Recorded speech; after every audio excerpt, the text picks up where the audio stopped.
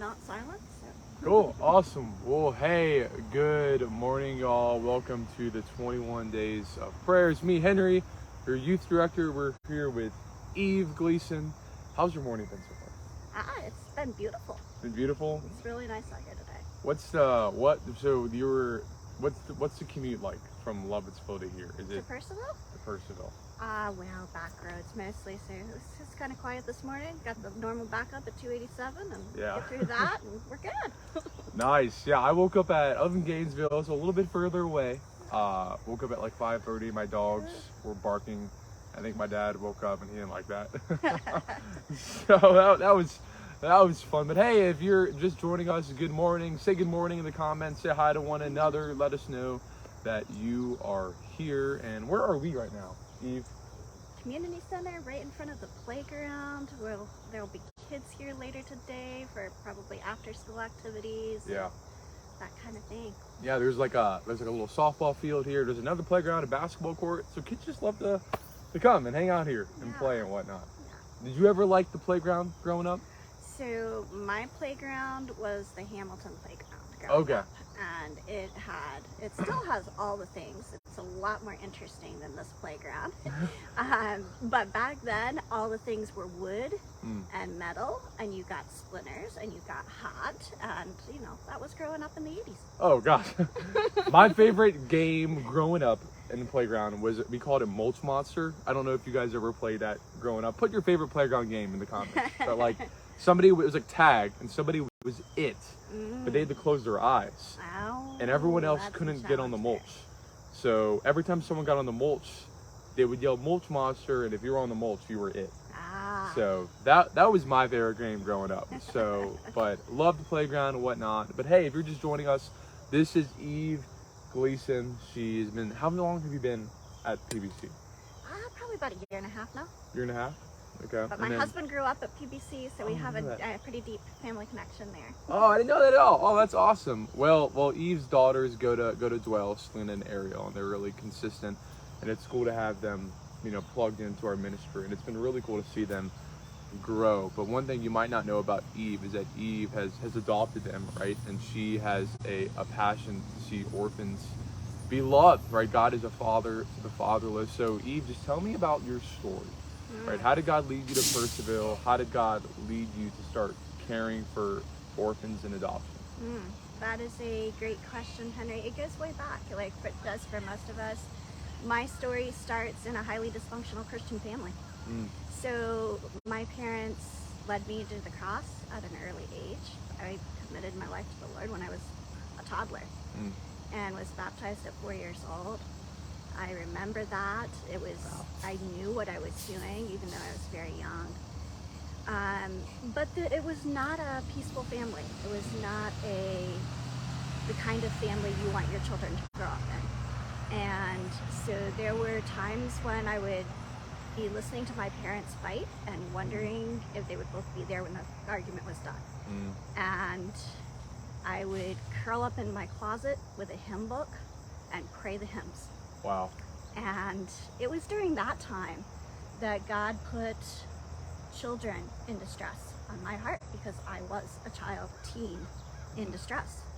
And it was great to go to church, but we weren't allowed to talk about what was really going on in church. That wasn't something you told people about. And so I know well that just because someone is in a faith community, is in a Christian church, doesn't mean they're safe. No. And it doesn't mean that they know what it is to have a healthy family. So breaking that cycle is something God has done in my life. And when my husband and I were first dating, adoption is something I brought up to him. I had a heart for that already, and we were dating older. I was 28, he was 26. We kind of knew what we wanted in life. Yeah. We knew that being part of God's family and being involved in our church was part of that. And he was like, oh, sure, yeah, someday we can adopt. Yeah, he knew what the right answer was. And for us, someday was different. Our story involved infertility, unexplained infertility. Sorry. And yeah, thank you, Henry. But it wasn't, I've seen that be extremely distressing for people. For me, it wasn't, because I didn't have the sense that parenthood had to come through biology. And so we did want to be parents, but what we had to do is wrestle with God and pray through, what did that look like? Is it about being parents because we wanted to be parents, or because somewhere there's a child who needs a family? And where we came was, this isn't about us. It's about God's heart for those who don't have a healthy family experience, who need a place to grow and heal and change. Yeah, I love that so much. And I love, our theme for the 21 Days of Prayer is our community in our community. And when you mentioned that, you had a dysfunctional family growing up, and you're like, God, was able to bring me out of that. And you're like, I want to give back. Like, I want to pursue students and kids that have dysfunctional families. Like, a school bus just drove by, and I was thinking, wow, there's 10 to 20 kids on the bus, and I don't know their story. Right? I don't know. It might appear to look good, but man, they could be struggling so much. And I love, Eve, that you want to be like in our community. You're like, man, unfortunately, I might not be able to have our own kids, but it's like, let's honor God in obedience and adopt. Kind of like Corey was saying this past Sunday, let's be vertically minded with the Lord. Wow, I love that. Thank you so much for sharing that. And so Eve lives out in Lovettsville, plugged into Percival, and plugged into Woven a bit. I know if you don't know what Woven is, you want to explain briefly what what Woven does and whatnot? And that really is a great next step, if that's something that God's quickened to your heart. Woven is our ministry here at Percival Baptist Church to families that have been touched by foster care or adoption in some way. And you could be any place in that continuum. We're going to be having a picnic coming up in mid-September, I think the 18th. Awesome. And it's for anyone. A great first step is just to come to that after church. It's a great first step for anyone who is a foster family, who is an adoptive family, or who has been touched by that in some way. Maybe you're a birth parent. Come. Maybe you're interested in seeing if this is for you, or in helping someone who is currently in their foster care adoptive journey. The Woven ministry is for you too. Just come, get to know families. That was one of our first steps when we felt called to foster care, was to go talk to Gianni, who's Gianni and Gabe, and Gianni is the leader of our Woven ministry, along with the team she's built. And we just asked honest questions. Please tell us what it's like. And they said it's hard. And we believed them. And it was hard. But it's gotten better. And our kids, they've been through so much, and they have overcome so much. And God is doing a beautiful work of redemption in our kids that we get to be on the front row seats for. And it's very daily, right? So if you think that foster care or adoption might be for you, that's something, it's part of the nitty-gritty of ministry. And there's many different ways to be in the nitty-gritty, but it's very daily, it's very messy, and it's very beautiful. Yeah, no, I love that we all have a next step, right? And maybe it's just being obedient to God's call to speak with Gianni or to speak with Eve on a Sunday morning. We can get you guys connected if you would like to meet. And again, I'm here with Eve Gleason, right, with Woven, and kind of cares about orphans and adoption and whatnot. And this was my presupposition growing up, and I don't know if it's true or not, but when I grew up, I used to think it was only like the inner city, right, that struggled with foster care or orphans, and I'm sure that's true. But since moving here, I realized that Northern Virginia, Loudoun County, Virginia, there is an orphan crisis, right? We think of the psalmist, where God is a father to the fatherless, meaning that there are people out there, kids out there without fathers and mothers. So Eve, just tell me about maybe any statistics, or what is it like, the culture of the orphan ministry in Virginia? That's a good question, Henry, and I think we all come to this with some kind of presupposition.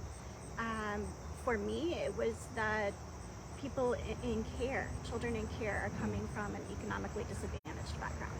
And while that's true for many, it wasn't true for my kids. Okay.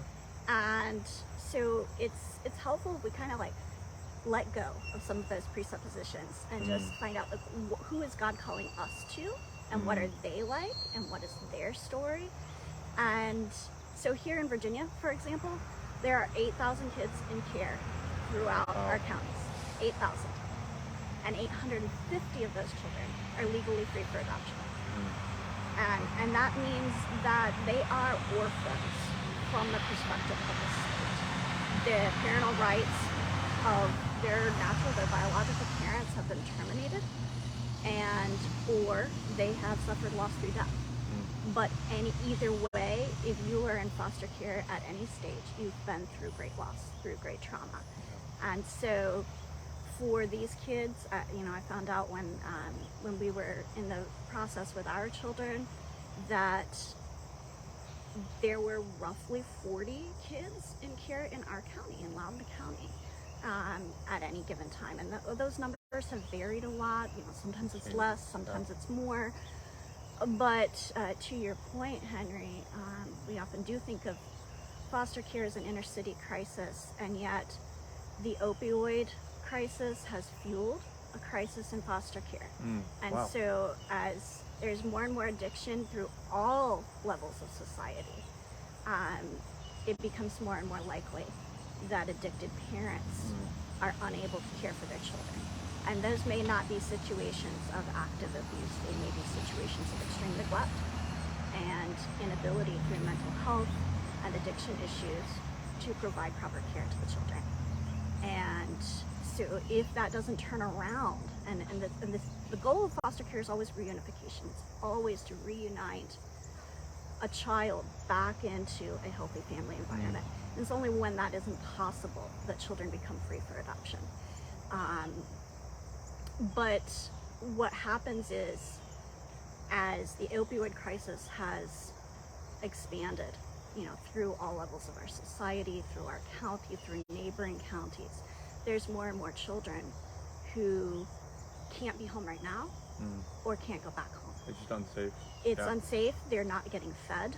They're not in a healthy and safe environment. So those children need homes. They need a place where they can be secure and maybe start to heal.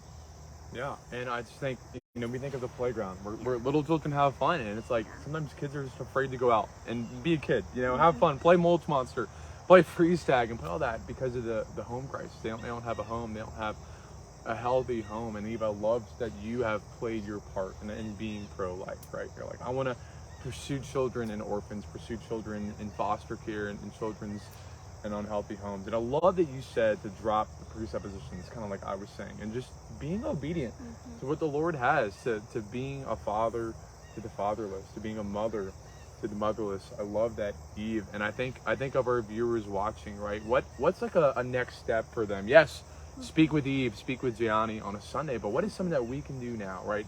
And I love that you mentioned like the parents, you want a reunification with the parents. So how can we help orphans? Like, how can we help children in foster care? But what can we also do for like the parents that might be in an unhealthy culture of life? Right. Another good question, Henry. And for most of my career, I've been involved in helping people on the beginning end, in women and couples who are facing an unexpected pregnancy and who may be considering abortion. And what we do is we help them make the choice for life possible through a local pregnancy center like Mosaic. And that's kind of a front end, getting ahead of the crisis. Perhaps with that support, they may never see their child removed. There are other ways to do that, to help people who are pursuing reunification, parents who want to get their kids back. Our first foster daughter, her mom worked hard, and she's back living with her mom. She has been for the last 4 years. And so with the support of a Christian community, we can see parents restored to health, restored to their children. And that's a beautiful outcome. And when that can't happen, we can come around people through, we call them care communities. They're communities of support for foster parents. As someone who was a foster parent, I can't tell you how much of a difference it made, how cared for we felt when someone from the church would just bring a meal. They did it once a week for 4 months when we were on the beginning end of this journey. And with all of the appointments, therapists, and social workers, and doctors, we were running and running, and at the same time, we and our children were trying to adjust to be a family. Just having a meal made a difference. Maybe that's you. Maybe you can bring a meal. Yeah, and I love that's such a simple next step. I think sometimes people think it's just big picture. Like every single person has to adopt, and I don't. You're right. Not everyone's. Not everyone should. Yeah, exactly. Not everyone should. I can't even afford it right now, you know. But you're right. But we can still play a part, even if it's something simple like bringing a meal. Yes. Right now, I love that. A meal goes a long way. Yes. No, It's not just food; it's care. Yeah. Wow. Yeah. It's not just food; it's care. So I mean, what can we do to care for the people in our community? How can we figure out who are the foster parents? How can we figure out where the orphans are? And I think that starts with having a conversation, like talking to the people that you know and being obedient to God's calling to be able to do that. And Woven will provide some training. It's very simple, like an hour of training can get you connected to a care community where you can provide that first level of support. And beyond the practical of a meal, we need prayer. You know, we believe in a God who is powerful, a God who works through prayer and changes hearts and lives. And I'll tell you, in my family, in families I know, prayer is support that we need. We need your care through meals, through encouragement, but we need your prayer as well. Yeah, and prayer fuels ministry, right? Prayer fuels what it looks like for us to go out and make a difference. You know, we've been doing this thing called Bless Every Home. I don't know if you've seen that. Yes. Eve, and Bless Every Home, you sign up at purbap.org and you'll see this section or tab that says Bless Every Home, and you can sign up, and what it will do is it'll give you all the names of like your 5 neighbors, right? And every single morning you can pray for your neighbors by name. I don't know how they get the information, but you can pray for your neighbors by name. And the reality is your neighbors could be coming from, they could be foster parents. They could be broken homes, there could be widows, there could be orphans, there's most likely children. And let's start with praying for our own community before we can even go out and make a difference in our community. Even in the book of Luke, I've noticed that Luke mentions widows and orphans a lot. And I've read some church scholars believe that maybe Luke himself was an orphan, right? Or maybe his mom was a widow. I'm not sure if that's true or not. But it shows that if Luke puts emphasis on it, if the Lord puts emphasis on it, then we should too. And I think it starts with prayer. So sign up for Bless Every Home. And another next step for you guys, so this Sunday, September 4th, is our Next Steps track. So that's going to give you an opportunity to get plugged into any sort of ministries at PBC, whether it be Woven or Dwell or any other way, so we can go out and reach our orphans and drop those presuppositions and be obedient to God's call. So, but Eve, thank you so much for joining us again. I love that you're giving back and being in our community after you yourself being in a dysfunctional home, so we can go out and be peacemakers and bring unity with the home, so kids can see Jesus. That's what we're called to. That's what we're doing. And so many of you are doing that now. If you want to do that through Woven, again, go to purbap.org and you can start there for that connection to a family who needs your support. Yeah. Well, let me pray for you, Eve, Absolutely. and I'll let you guys go about the rest of your Tuesday. So our Father, we love you. Lord, you are a father to the fatherless. God, that you have pursued us, Lord, when we're lost. But Lord, you pursue young children, Lord, who are lost in this world. Lord, you pursue parents, Lord, struggling with drug addiction, or Lord, or struggling with their marriage, Lord, because you want unity in the home. And God, even if there's not unity in our homes, Lord, you have unified us.